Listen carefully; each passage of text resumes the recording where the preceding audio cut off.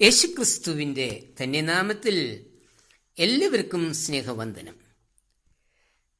ദൈവം മനുഷ്യനായി അവതരിച്ച് കൃപയും സത്യവും നിറഞ്ഞവനായി നമ്മുടെ ഇടയിൽ പാർത്തതിൻ്റെ ഓർമ്മയെ പുതുക്കുന്ന ദിനങ്ങളാണ് നമ്മുടെ മുൻപിൽ ഉള്ളത്.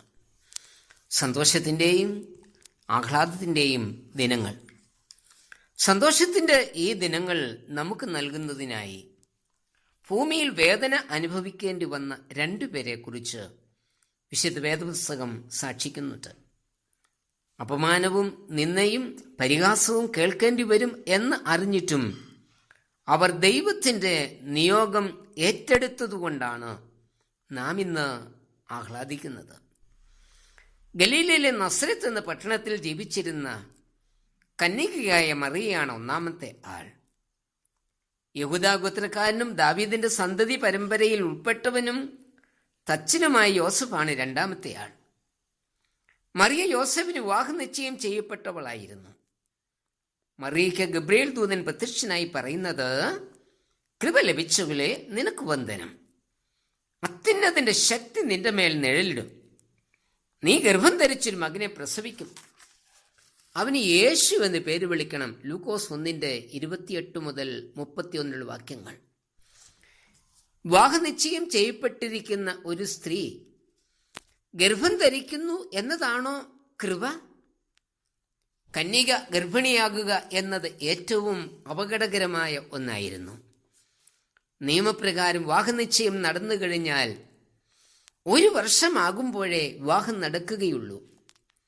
എന്നാൽ വിവാഹം നടക്കുന്നതിന് മുൻപ് സ്ത്രീ ഗർഭിണിയാകുന്നുവെങ്കിൽ സമൂഹം അവളെ നിന്ദ്യയായ വ്യഭിചാരിണിയായി മുദ്ര കുത്തി കല്ലെറിഞ്ഞു കൊല്ലും. വിവാഹിതയാകുന്നതിന് മുൻപ് ഗർഭം ധരിക്കേണ്ടതാകുന്നു എന്ന് മനസ്സിലാക്കിയ മറിയ കുടുംബത്തിലും സമൂഹത്തിലും തനിക്ക് നേരിട്ടേക്കാവുന്ന ഈ വിധത്തിലുള്ള അപകട സാധ്യതകളെക്കുറിച്ച് ബോധവതിയും ആയിരുന്നു. അപകട സാധ്യതകളെ മുൻപിൽ കണ്ടുകൊണ്ട് തന്നെ ലോകരക്ഷകന്റെ വരവിന് വേണ്ടി ഏത് അപകട സാഹചര്യങ്ങളെയും സ്വീകരിക്കുവാൻ മറിയ തയ്യാറായി. മറിയ ദൈവനിയോഗം ഏറ്റെടുത്തു. മറിയ പറയുന്നത്, ഇതാ ഞാൻ കർത്താവിന്റെ ദാസി, നിന്റെ വാക്കുപോലെ എനിക്ക് ഭവിക്കട്ടെ. ലൂക്കോസ് 1:38 വാക്യം.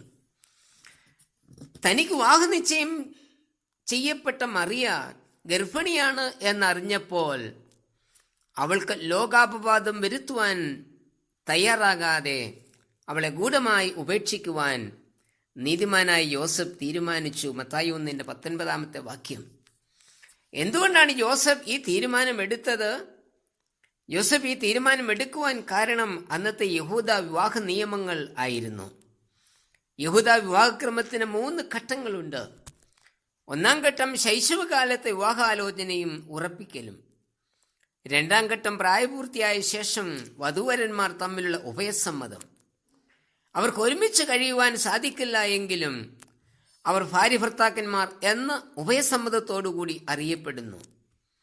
3-ാം ഘട്ടം 1 വർഷത്തെ കാത്തിരിപ്പിന് ശേഷമുള്ള യഥാർത്ഥ വിവാഹം.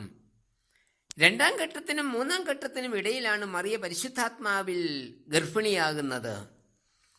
മാനുഷികമായ ചിന്തയിൽ യോസഫിന് മറ്റു മാർഗങ്ങളൊന്നുമില്ലാത്തത് കൊണ്ടാണ് മറിയയെ ഗൂഢമായി ഉപേക്ഷിക്കുവാൻ തീരുമാനമെടുത്തത്.